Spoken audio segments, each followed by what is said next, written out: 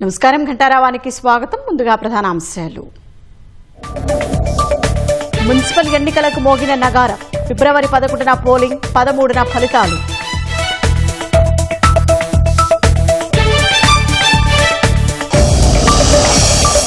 నూట 16 మున్సిపల్ స్థానాలు, 7 కార్పొరేషన్లకు నోటిఫికేషన్. రేపటి నుంచి నెల 30 వరకు నామినేషన్ల స్వీకరణ.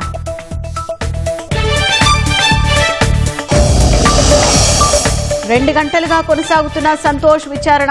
ఫోన్ ట్యాపింగ్ కేసులో సిట్ అధికారుల ప్రశ్నలు.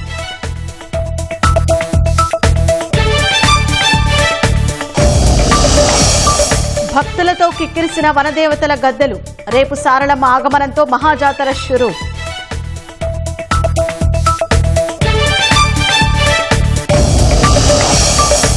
భారత వాణిజ్యంలో సరికొత్త శకం మొదలైందన్న Modi. Technology, green energy, digital రంగాల్లో ఐరోపాతో ఒప్పందం.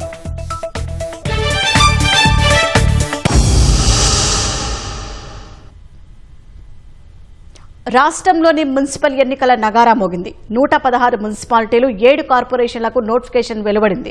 రేపటి నుంచి నామినేషన్ల స్వీకరణ ప్రక్రియ ప్రారంభం కానుంది.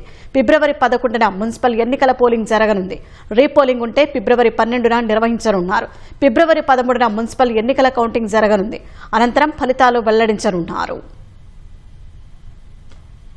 116 మున్సిపాలిటీస్కి అలాగే 7 మున్సిపల్ కార్పొరేషన్స్కి టర్మ్ ముగిసిపోయినటువంటి వాటికి అలాగే కొత్తగా ఫార్మేషన్ అయినటువంటి వాటికి ఈ ఎలక్షన్స్ అనౌన్స్ చేయబడుతూ ఉన్నాయి. ఈ షెడ్యూల్ ద్వారా రేపటి నుండి నామినేషన్స్ మొదలవుతాయి. ఎలక్షన్ నోటీస్ ఆర్ఓలందరూ కూడా రేపు ఇష్యూ చేస్తారు. ఈ ఎలక్షన్ నోటీస్ను అనుసరించి నామినేషన్స్ యొక్క ప్రక్రియ 31వ తేదీ స్క్రూటినీ, దాని తర్వాత విత్డ్రావల్, తర్వాత publication of the contesting candidates 3వ తేదీ అవుతుంది. తదుపరి వాళ్ళు ప్రచారానికి వెళ్తారు. ప్రచారానికి వెళ్ళిన తర్వాత డేట్ ఆఫ్ పోలు 11వ తేదీ ఫిబ్రవరి. ఏదైనా రీపోల్ కనుక ఉన్నట్టయితే 12వ తేదీ నిర్వహిస్తాము. కౌంటింగ్ 13వ తేదీ 8 గంటల నుండి ఉంటుంది. డిక్లరేషన్ ఆఫ్ రిజల్ట్స్ కూడా కౌంటింగ్ ముగిసిన వెంటనే డిక్లేర్ చేయబడతాయి. 2996 వార్డు ఆఫీసులకు గాను ఈ ఎలక్షన్లు నిర్వహించబడతాయి. ఇవి ఈ 116 మున్సిపాలిటీస్లోనూ అలాగే 7 మున్సిపల్ కార్పొరేషన్స్ను కవర్ చేస్తూ ఉన్నాయి. ప్రతి పోలింగ్ స్టేషన్లో కంపల్సరీ మన పోలీస్ సిబ్బంది మనం ఎంపిక చేస్తున్నాము, తనిఖీ చేయడం స్టార్ట్ చేస్తాము. సో క్యాష్ కానీ, లిక్కర్, తర్వాత free beach, drugs and metal, ఈ ఐటమ్ కోసం మనము ఈ తనిఖీ పక్క అది చేస్తాం. 50,000కి ఎక్కువ క్యాష్ ఉంటే దానికి సమాధానం పక్కా చెప్పాలా. కొన్ని నేరస్తులు ఎవరు యాక్టివ్గా ఉన్నారు వాళ్ళని కూడా బైండింగ్ ఓవర్ చేయడం అది మనం ఇమీడియట్ ఇప్పుడు స్టార్ట్ చేస్తున్నాం. We're taking it as a prestige and we're going to ensure that we're conducting this election in free and fair manner. My appeal to all the voters, come out and cast their vote freely. Municipal corporation ఎన్నికల్లో గెలిపే లక్ష్యంగా పనిచేయాలని BJP రాష్ట్ర అధ్యక్షుడు రామచంద్రరావు పిలుపునిచ్చారు. BJP రాష్ట్ర కార్యాలయంలో మహిళా మోర్చా ఆధ్వర్యంలో నిర్వహించిన సన్నాహక సమావేశంలో ఆయన పాల్గొన్నారు. సమావేశానికి మున్సిపల్ ఎన్నికల కో ఇన్ఛార్జీలు, రాజస్థాన్ బీజేపీ నేత అశోక్ పర్నామి, ఎంపీ రేఖా శర్మ హాజరయ్యారు. పురపాలక ఎన్నికల్లో అనుసరించాల్సిన వ్యూహాలపై రాష్ట్ర నేతలతో చర్చించారు. కార్యకర్తలను సమన్వయం చేసుకుంటూ ప్రచారం ముమ్మరం చేయాలని సూచించారు. పార్టీ గెలుపు కోసం ప్రతి ఒక్కరూ కృషి చేయాలని దిశానిర్దేశం చేశారు. సింగరేణి కార్మికుల సంక్షేమానికి ప్రభుత్వం పెద్దపీట వేస్తోందని ఉప ముఖ్యమంత్రి భట్టి విక్రమార్క తెలిపారు. అధికారులతో సమానంగా కార్మికులకు సౌకర్యాలు కల్పించడం సహా ఉద్యోగుల పేరు మార్పుల సమస్యకు పరిష్కారం చూపుతామని ఓ ప్రకటనలో పేర్కొన్నారు. కార్మికుల సొంతింటికల సాకారం చేస్తామన్న ఆయన మెడికల్ ఇన్వాల్యుయేషన్ కు సంబంధించిన సమస్యలకు పరిష్కారం చూపిస్తామని తెలిపారు. కోల్ ఇండియా నిబంధన మేరకు సింగరేణిలో అధికారులు కార్మికులకు సౌకర్యాల కల్పనకు సంబంధించి ఓ కమిటీని ఏర్పాటు చేస్తామని స్పష్టం చేశారు. దేశంలో ఎక్కడా లేని విధంగా సింగరేణి ఉద్యోగులందరికీ ₹1,25,00,000 ప్రమాద బీమా సౌకర్యాన్ని కల్పించినట్టు వివరించారు. కారుణ్య నియామకాల్లో వారసుల గరిష్ట వయోపరిమితిని 35 ఏళ్ల నుంచి 40 ఏళ్లకు పెంచుతూ నిర్ణయం తీసుకున్నామన్నారు. ప్రభుత్వం కొలువుదీరిన రోజు నుంచి సింగరేణిలో 2,539 పోస్టులు భర్తీ చేశామని అన్నారు. క్యాత్ ల్యాబ్ల ద్వారా సింగరేణి ఆసుపత్రులను సూపర్ స్పెషాలిటీగా మార్చేందుకు చర్యలు చేపట్టామని తెలిపారు. సింగరేణి చరిత్రలో 2024-25లో అత్యధికంగా ₹6,394 కోట్ల లాభాలు సాధించామని పేర్కొన్నారు. అందులో 34% వాటా 802 కోట్లను కార్మికులకు చెల్లించామన్న ఆయన పొరుగు సేవల సిబ్బందికి 5,500 చొప్పున లాభాల్లో వాటా చెల్లించామని వివరించారు. ఫోన్ అక్రమ ట్యాపింగ్ కేసులో బీఆర్ఎస్ మాజీ ఎంపీ జోగినపల్లి సంతోష్ రావును సెట్ విచారణ చేస్తుంది. మధ్యాహ్నం 3 గంటలకు జూబ్లీహిల్స్ సెట్ కార్యాలయానికి సంతోష్ రావు చేరుకున్నారు. ఈ కేసులో ఇటీవలే మాజీ మంత్రులు హరీష్ రావు, కేటీఆర్లను సెట్ విచారించింది. 4 పోలీసు అధికారులు అరెస్ట్ అయ్యారు. అనంతరం ప్రధాన నిందితునిగా ఉన్న ప్రభాకర్ రావును పోలీసులు కస్టోడియల్ విచారణ చేశారు. అతడి నుంచి సేకరించిన సమాచారం ఆధారంగా కేసును మరింత లోతుగా విచారిస్తున్నారు. ఈ కేసులో సజ్జనా నేతృత్వంలో ఏర్పాటైన సిట్ కేసును వేగంగా దర్యాప్తు చేస్తుంది. ఇటీవల ఎమ్మెల్సీ నవీన్ రావును సైతం సిట్ విచారించింది. ఆ తర్వాతే మాజీ మంత్రి హరీష్ రావు, కేటీఆర్ను సెట్ ప్రశ్నించింది. వారి స్టేట్మెంట్ను రికార్డు చేసి విచారణను వీడియోగ్రఫీ చేశారు. ఈ విషయాలపైనే సంతోష్ రావును ప్రశ్నించే అవకాశం ఉంది. ప్రతిపక్ష నేతలపై నిఘా పెట్టిన విషయాలు, ప్రభాకర్ రావుతో ఉన్న సంబంధాలపై ఆరా తీసే అవకాశం ఉంది.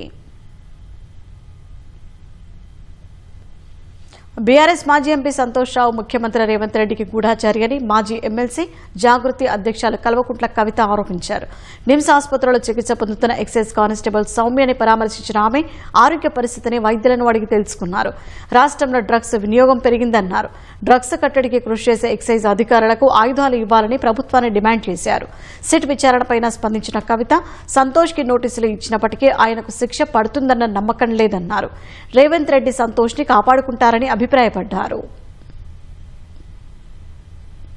బీఆర్ఎస్ పార్టీ అధ్యక్షులు ఉద్యమకారులకు దూరమైనరంటే, పేద ప్రజలకు దూరమైనరంటే, అమరవీరుల కుటుంబాలకు దూరమైనరంటే, పెద్ద పెద్ద నాయకులు గద్దర్ గారు లాంటి వాళ్ళు గేట్ బయట ఉండే పరిస్థితి వచ్చిందంటే, ఈటెల రాజేందర్ గారు లాంటి వాళ్ళు పార్టీ వీడే పరిస్థితి వచ్చిందంటే, ఈ అన్ని దుర్మార్గాలకు కూడా సెంటర్ పాయింట్ మొదటి దయ్యం ఈ సంతోష్ రావు అనేటటువంటి వ్యక్తి. ఫామ్ హౌస్లో కేసీఆర్ గారు సగం ఇడ్లీ తిన్నారా, ఫుల్ ఇడ్లీ తిన్నారా అనే ఇన్ఫర్మేషన్ గుంపు మేస్త్రికి ఇచ్చేదే ఈయన. సిట్టు పిలవడం వరకు బాగానే ఉంది. తదుపరి చర్యలు ఎట్లుంటాయనేటటువంటి అంశాన్ని చూడాలి. చట్టం కరెక్ట్గా తన పని చేస్తే శిక్ష ఖచ్చితంగా పడుతుంది.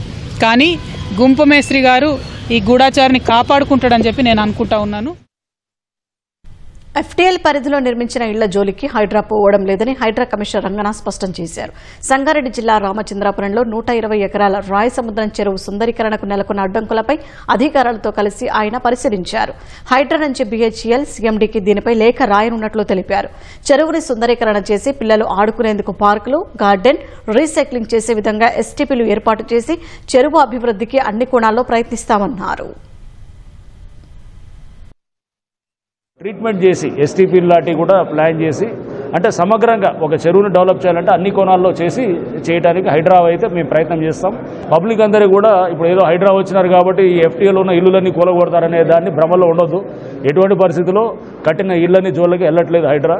అంటే వీలైనంత వరకు పబ్లిక్ డిస్టర్బ్ కాకుండా అందరికీ రేపు మంచిగా చేసేటట్టు ఈ చెరువుని తయారు చేయడానికి హైడ్రా మేము చేస్తాము. లేకపోతే హెచ్ఎండిఏ వాళ్ళు టేకప్ చేసినా మా సహాయ సహకారాలు అందిస్తారు. సైబర్ నేరగాళ్ల వేటలో భాగంగా హైదరాబాద్ సైబర్ సెక్యూరిటీ బ్యూరో పోలీసులు కేరళ, కర్ణాటకలో ప్రత్యేక ఆపరేషన్ నిర్వహించారు. సమగ్ర సమాచారంతో ప్రత్యేక ఆపరేషన్ నిర్వహించిన పోలీసులు 3 సైబర్ కేసుల్లో నిందితులుగా ఉన్న 6గురిని అరెస్టు చేశారు. నిందితులు ముఠాలుగా ఏర్పడి ట్రేడింగ్ పేరిట పలువురు నుంచి 16,20,00,000 కాజేసినట్లు పోలీసులు గుర్తించారు. 2 బృందాలుగా కేరళ, కర్ణాటకలో రెక్కీ నిర్వహించిన సైబర్ సెక్యూరిటీ పోలీసులు సాంకేతిక ఆధారాలతో నేరగాళ్లను పట్టుకున్నారు. నిందితులపై దేశవ్యాప్తంగా పలు సైబర్ కేసులు ఉన్నట్లు గుర్తించారు. ప్రజలు సైబర్ నేరగాళ్ల మాటలు నమ్మి మోసపోవద్దని పోలీసులు సూచించారు.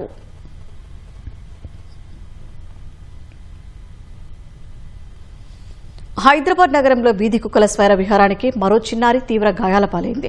ఖైరతాబాద్ శ్రీనివాస్ నగర్ కు చెందిన చిన్నారిపై కుక్క దాడి చేసింది.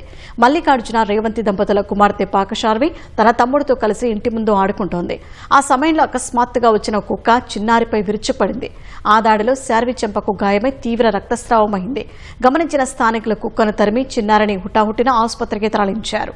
ప్రస్తుతం శార్వి బంజారాహిల్స్లోని రెయిన్బో ఆసుపత్రిలో చికిత్స పొందుతుంది.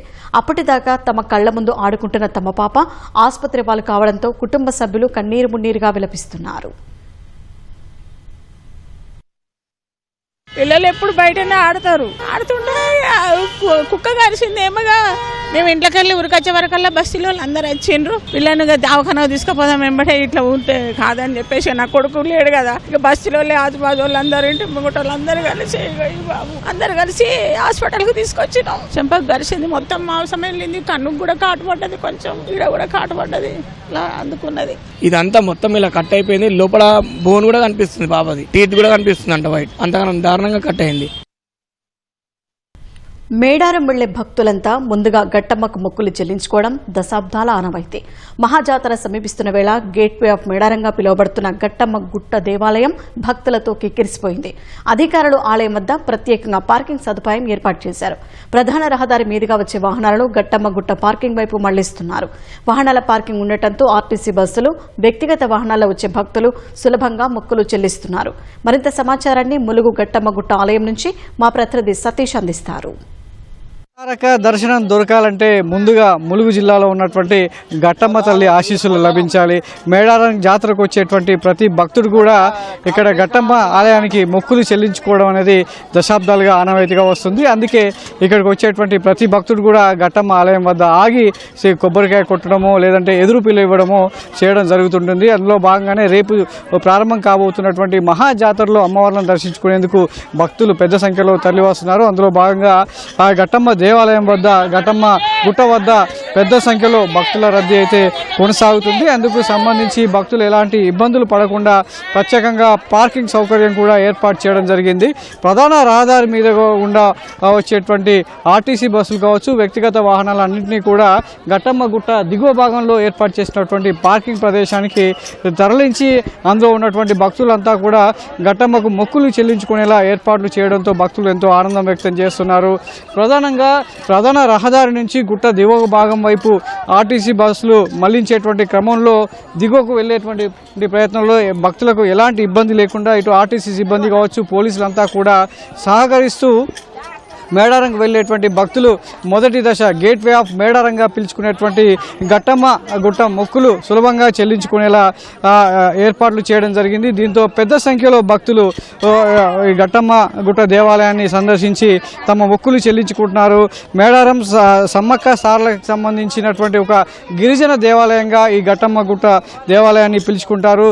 నాటి ఆనవాళ్లు ఇక్కడే లభ్యమయ్యేటువంటి చారిత్రక ఆధార నేపథ్యంలో ఈ గట్టమ్మ గుట్ట దేవాలయానికి, గిరిజన దేవాలయానికి ఎంతో ప్రాధాన్యత సంతరించుకుంది. అందుకే దశాబ్దాలుగా ఇక్కడ ఉన్నటువంటి భక్తులంతా కూడా ఎంతో విశ్వాసంతో ముందుగా గట్టమ్మ తల్లి ఆశీస్సులు ఉంటేనే మేడారం సమ్మక్క సారలమ్మ దర్శనం దొరుకుతుందని భావిస్తుంటారు. అందుకనే మొదటగా ఇక్కడ దిగి మొక్కులు చెల్లించుకున్న తర్వాతే ఆ తర్వాతే మేడారానికి పయనం అవుతారు. దీంతో ఈసారి భక్తులకు ఎలాంటి ఇబ్బంది లేకుండా గట్టమ్మ గుట్ట వద్ద పెద్ద ఎత్తున ఏర్పాటు చేయడం జరిగింది. ముఖ్యంగా పార్కింగ్ కావచ్చు, భక్తులకు ఎలాంటి అసౌకర్యం లేకుండా ఇటు పోలీస్ శాఖ కావచ్చు, ఆర్టీసీ సిబ్బంది అంతా కూడా ఇక్కడ ప్రత్యేకంగా ఏర్పాటు చేశారు. దీంతో ఇప్పుడు ప్రస్తుతం గట్టమ్మ గుట్ట దేవాలయం వద్ద భక్తుల రద్దీ అయితే కొనసాగుతుంది. కెమెరామెన్ రమణ మహేష్తో సతీష్, ఈటీవీ న్యూస్, ములుగు జిల్లా. మేడారం జాతరకు వచ్చే భక్తులను దృష్టిలో పెట్టుకుని తాత్కాలికంగా బీఎస్ఎన్ఎల్ మొబైల్ టవర్లు ఏర్పాటు చేసినట్టు BSNL Warangal general manager Arvind Kumar తెలిపారు. ఇప్పటికే 11 చోట్ల అదనంగా టవర్లు ఏర్పాటు చేశామన్న ఆయన జాతరలో భక్తులకు ఎలాంటి నెట్వర్క్ సమస్యలు లేకుండా చూస్తున్నట్లు చెప్పారు. చుట్టూ 50 కిలోమీటర్ల పరిధిలో నిరంతరాయంగా ఫోన్ సేవలను వినియోగించుకునేందుకు ఏర్పాట్లు చేశామన్నారు. 11 అడిషనల్ టవర్స్ పెట్టడం జరిగింది which are basically connected with high media అనమాట ఆప్టికల్ ఫైబర్స్ మీద. సో ద డివోటీస్ కి సీమ్లెస్ కవరేజ్ అనే ఉంటుంది. They can use for good high speed data communications. అవి కాకుండా బిఎస్ఎన్ఎల్ రీసెంట్ గా ఫ్రీడమ్ ప్లాన్ అని ఒక free offer almost ₹1 per month అనమాట. So almost 2 GB data per day, voice unlimited. So this is also one of the good facility for the devotees. Fibre to the home segment కూడా ఉంది. అవి కాకుండా చాలా చోట్ల ఎన్ route లో BSNL sims అమ్ముకోవడానికి sales point కూడా చేశాము. గుడ్ నెట్వర్క్ ఆప్టిమైజేషన్ 24/7 మంచి సర్వీసెస్ ఇవ్వడానికి. కరీంనగర్లో శ్రీ వెంకటేశ్వర స్వామి ఆలయ వార్షిక బ్రహ్మోత్సవాలలో భాగంగా స్వామివారి కళ్యాణం వైభవంగా జరిగింది. ఉదయం నిత్య హోమం, పూర్ణాహుతి నిర్వహించగా మధ్యాహ్నం శ్రీదేవి భూదేవి సమేత శ్రీ వెంకటేశ్వర స్వామివారికి కళ్యాణోత్సవం నిర్వహించారు. స్వామివారికి టీటీడీ నుంచి సంప్రదాయంగా అందించే పట్టు వస్త్రాలను మంత్రి పొన్నం ప్రభాకర్ సమర్పించారు. ఈ కార్యక్రమంలో టీటీడీ డిప్యూటీ ఈవో లోక్నాథ్ పాల్గొన్నారు.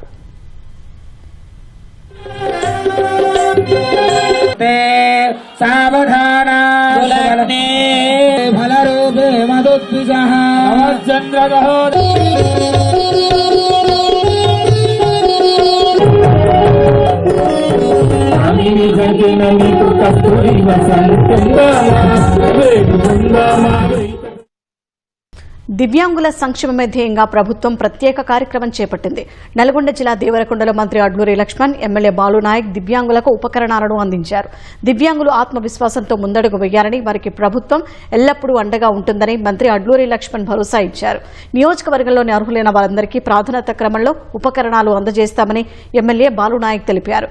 మిర్యాలగూడ ఎమ్మెల్యే క్యాంపు కార్యాలయంలో ఎమ్మెల్యే బత్తుల లక్ష్మారెడ్డి, ఎమ్మెల్సీ శంకర్ నాయక్ దివ్యాంగులకు సహాయ ఉపకరణాలు పంపిణీ చేశారు. ఖమ్మం జిల్లా మధుర నియోజకవర్గంలో ఉప ముఖ్యమంత్రి భట్టి విక్రమార్క దివ్యాంగులకు మోటార్ వాహనాలు పంపిణీ చేశారు. దివ్యాంగులకు చేయూతనివ్వడంలో ప్రభుత్వం ఎప్పటికీ ముందుంటుందని భట్టి అన్నారు. దివ్యాంగులకు విద్య, ఉద్యోగ అవకాశాల చేయూతనిచ్చేందుకు కృషి చేస్తున్నామని తెలిపారు. రానున్న రోజుల్లో దివ్యాంగుల కోసం మరిన్ని అభివృద్ధి సంక్షేమ పథకాలను అమలు చేస్తామని భట్టి విక్రమార్క వెల్లడించారు.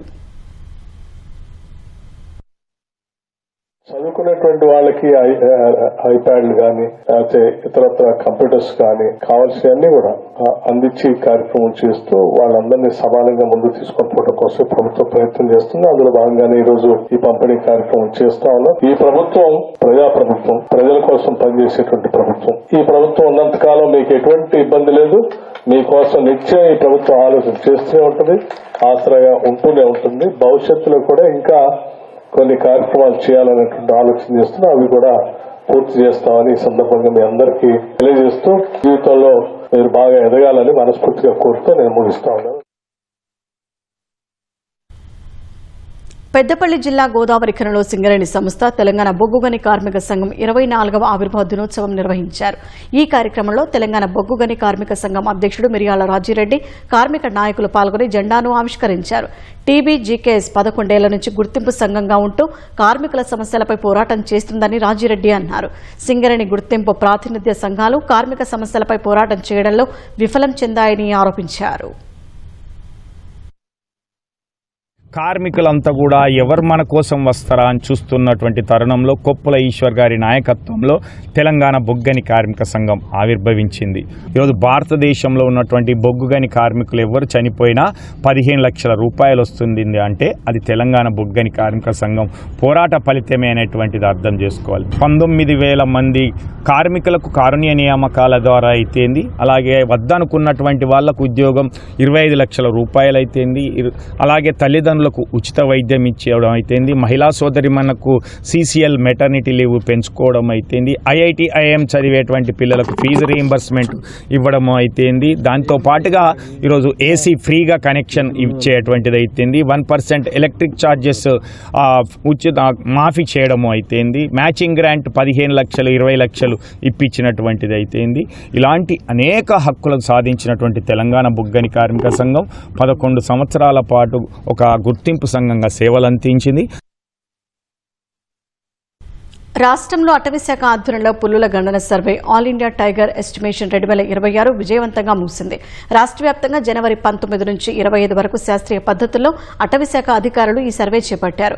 ప్రతిష్టాత్మకంగా జరగనున్న సమ్మక్క సారళమ్మ జాతర నేపథ్యంలో ములుగు జిల్లా మినహాయించి మిగతా 32 జిల్లాల్లో అన్ని బిట్లలో సర్వే పూర్తి చేసినట్లు అధికారులు వెల్లడించారు.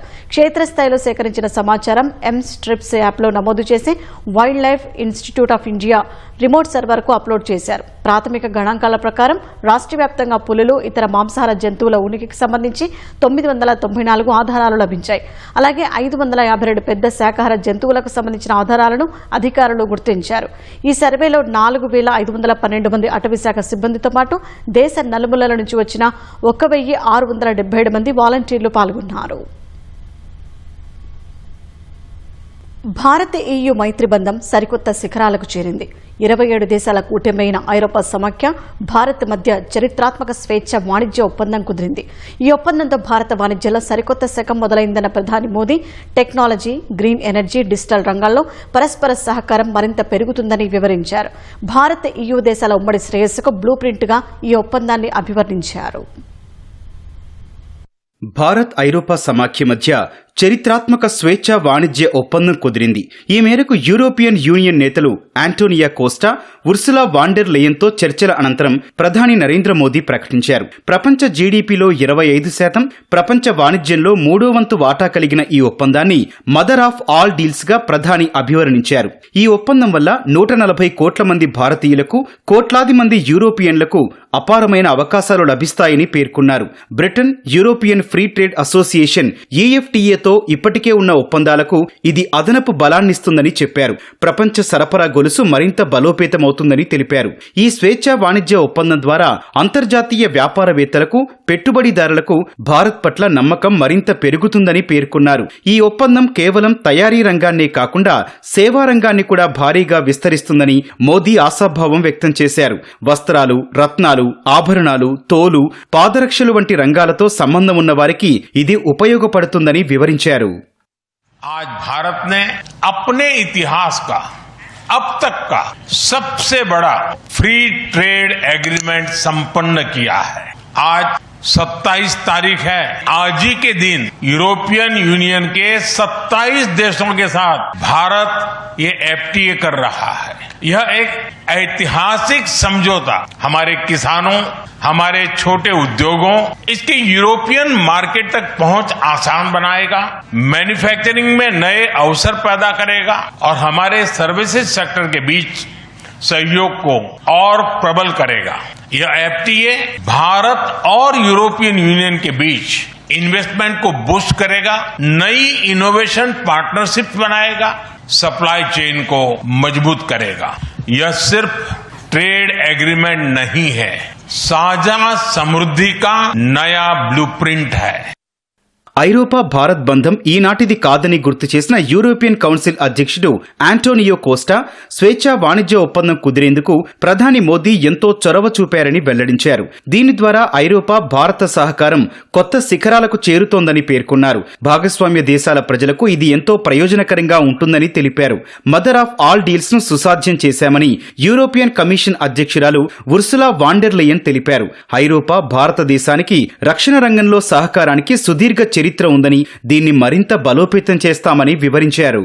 Not only making our economy stronger, we are also delivering security for our people in an increasingly insecure world.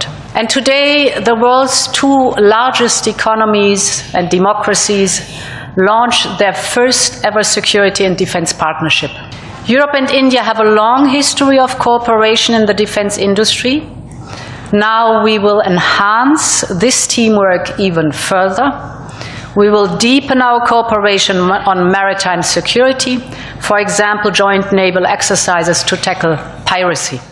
European union Bharat మధ్య మొదటగా 2007లో స్వేచ్ఛా వాణిజ్య ఒప్పందం కోసం చర్చలు మొదలయ్యాయి. పలు ప్రతిపాదనల్లో వ్యత్యాసంతో 2013లో ఈ చర్చలు నిలిచిపోయాయి.